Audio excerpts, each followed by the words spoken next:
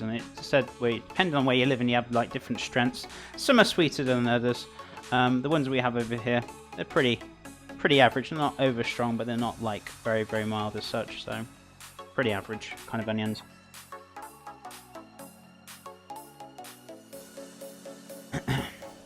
I don't know. I just do sometimes. No worse than horseradish. Horseradish is delicious.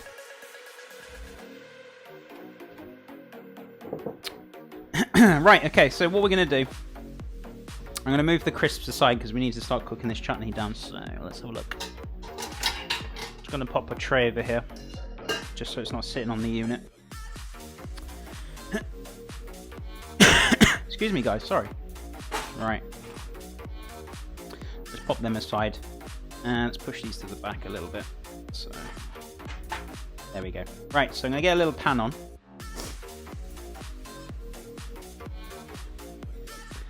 Or medium-sized pan, if we got one, which we have. So what I'm going to do is pop a little bit of extra virgin olive oil in here, about 2 teaspoons or so. That should be fine. Raw garlic and dips and sauce go along nicely. Yeah, I think if you use them sparingly and not go too ham with it, I think it's, you know, it is pleasant, but if you go a little bit too much, it can have that kind of ting taste to it. Or, I wouldn't say stinging, but that kind of, quite a strong kind of garlicky flavour going on, so you want to kind of use it sparingly. Sometimes if I'm using dips and sauces, or if I'm making a garlic yogurt, I usually use about half or a quarter. I wouldn't use a whole clove. Whatever takes your fancy, to be honest with you guys. Not a fan of raw garlic, but it's good on any food. Yeah, exactly. I mean, as I said, as long as you use it sparingly, it's not so bad. It's not crazy. So, right, so what we're going to do, so this is heating up nicely. Beautiful. I'm going to add the onions to this. We're going to get some tomatoes out as well. Got some garlic on the go there. What else we got?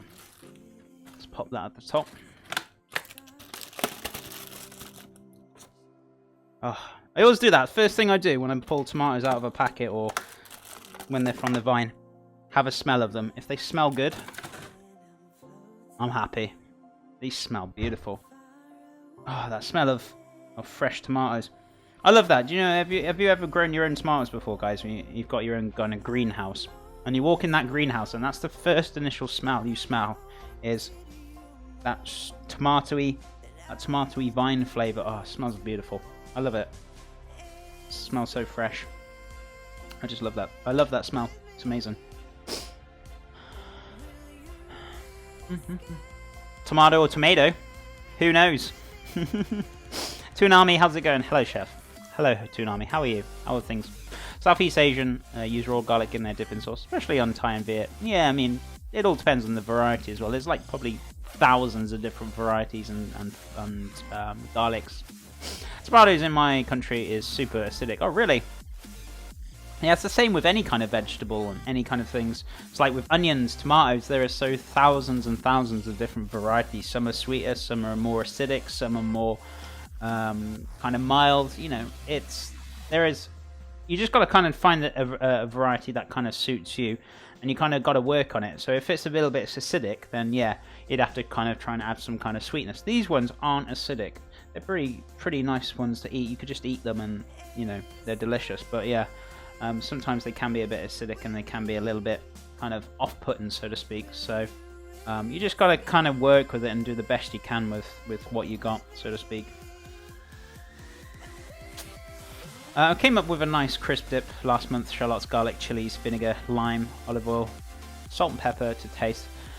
Blend fine. Works great with nachos. Yeah, it sounds very delicious indeed.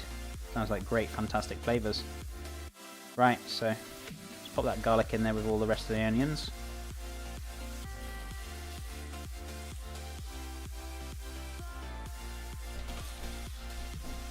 So, I'm just going to pop these in here now.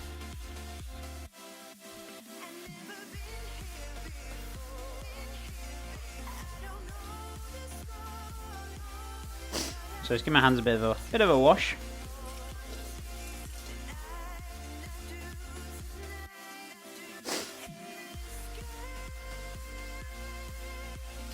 Dry coconut oil instead of olive oil.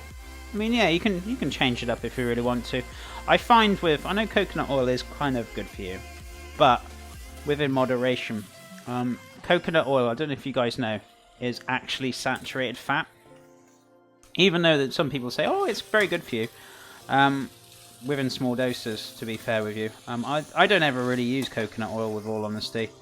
Yes, it is good for your fingers and your hair and all this, that and the other, but at the end of the day, saturated fat is saturated fat, do you know what I mean? So I'm kind of all about reducing saturated fat, so I kind of stay away from coconut oil as such. It can be very, very misleading as well, with that kind of thing. But, you know, as long as you use it, and as long as you don't go overboard with it, you should be fine. I like coconut. Yeah, it is nice to use, and it's great for different kind of foods for sure. But yeah, there is kind of bad rep on coconut oil. I kind of avoid using it because I'm literally all about reducing saturated fats and reducing sugars, and I think it would be a little bit. I'll be a bit of a hypocrite to kind of use coconut oil because it's saturated fat.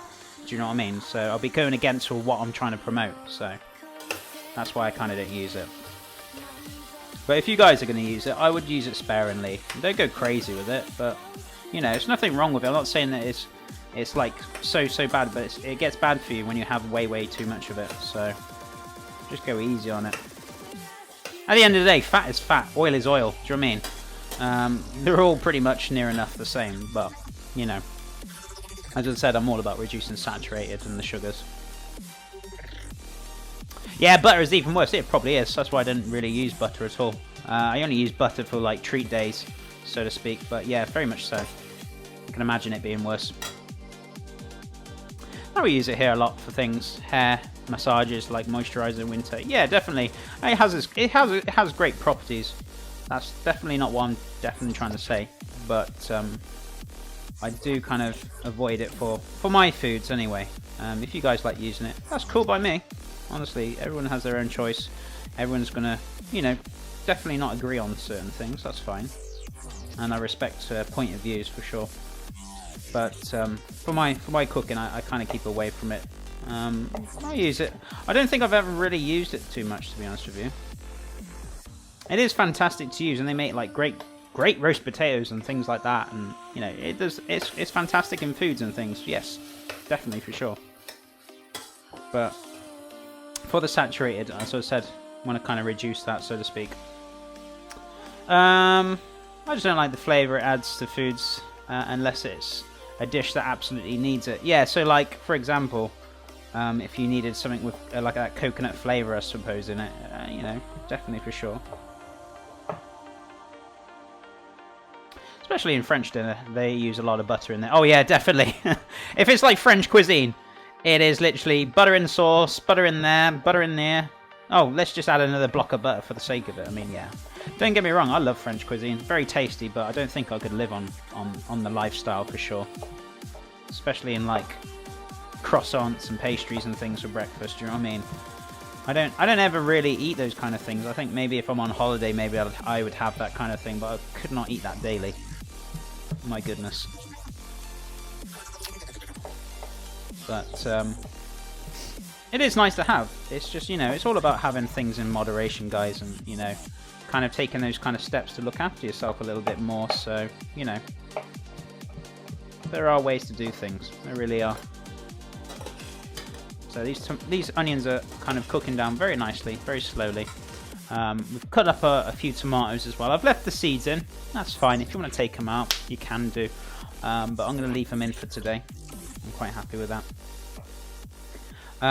Now, when you've been cutting onions on the board, I would usually wash this. But the fact of the matter, it's a kind of a waste of time when I'm putting the tomatoes into the onions anyway, and they're going to cook down, so it makes no difference. But yeah, if you're doing jobs and you've cut an onion on the board, make sure you give it a scrub or a wipe or change the board, because otherwise onions tend to taint on different foods you're cutting up, and wash your knife and such and such. So just in case you're thinking, oh, chef, isn't that going to taste like onion? Well, it's going in the red onion marmalade, so it's going to make chutney, sorry. It's going to make no difference anyway. So hi chef, how you doing? Denise, I'm doing well, thank you. How are you? How is your wonderful Thursday going? Are you doing well? Buttercream, corn syrup. Yeah, I've heard people using about corn syrup. I've never really used it, to be honest with you. Yeah, Indian food has a lot of butter or ghee as well. Depends on what it is, I guess, but there are ways where you can make the foods very similar, and you don't need to use butter and ghee. Do you know what I mean? I know sometimes they put ghee in what we're making today, and you know, there are ways around it, and you don't have to put it in, so to speak. So, you know, give it that kind of healthier option. It's just about taking those simple steps. You know what I mean? It's nothing too complicated for sure.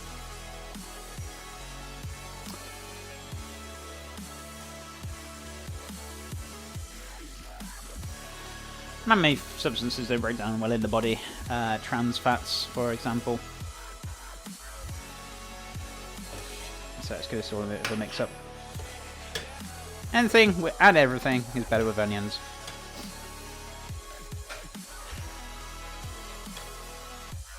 Yeah, they don't lose to the French in butter abusing department. I'm good. Just woke up from my nap. Really needed one. Again, I come here and feel hungry instantly. My goodness. It's lovely to see you, my friend. I hope you are doing well. And I'm glad you caught up with your sleep. I'm glad you had feeling a bit more refreshed, so to speak. But, yeah, I hope you're doing well. I'm glad you're enjoying the stream, though. It's lovely to see you, as always. I mostly use olive oil, canola. Yeah, definitely. Canola's a good option as well, for sure.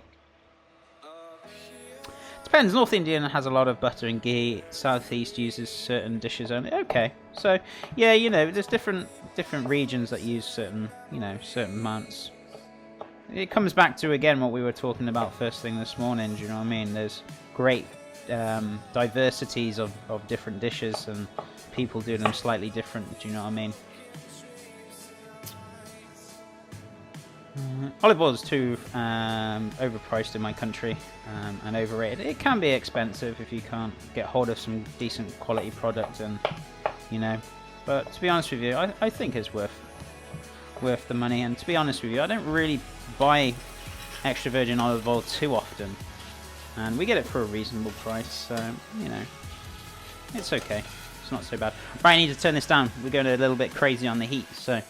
Let's chill its boots. Let's turn this down to a low heat now. This will take a little bit of time to chill down, because obviously electric is not instant like gas, but it does have its good points. Me and my parents are debate over butter chicken. My parents believe it's called butter chicken because they think there is butter in the curry sauce, mind you.